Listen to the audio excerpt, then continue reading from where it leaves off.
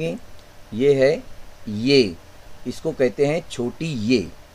छोटी ये क्या है, बड़ी ये क्या है, वो सब हम देखेंगे। इससे पहले देखते हैं हम लोग इस जानवर की तस्वीर। ये कौन सा जानवर नज़र आ रहा है आपको? ये याक है। वेरी गुड, ये याक है, इसे याक कहा जाता है। तो ये से याक।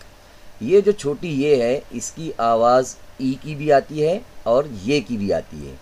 तो ये याक है।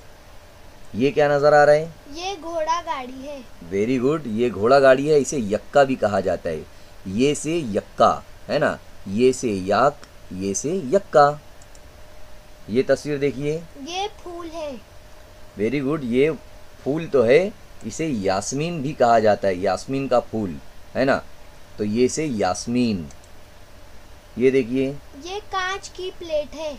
वेरी गुड, कांच की प्लेट है, इसे तश्तरी भी कहा जाता है। इसके अंदर भी यहाँ पर तश्तरी, ई की आवाज़ आई है, यानी यहाँ पर ये छोटी ये जो है, इसकी आवाज़ ई भी आती है, ये भी आती है और ई भी आती है।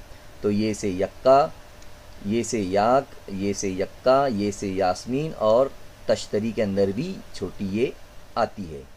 तो इस तरीके से ये हो गया।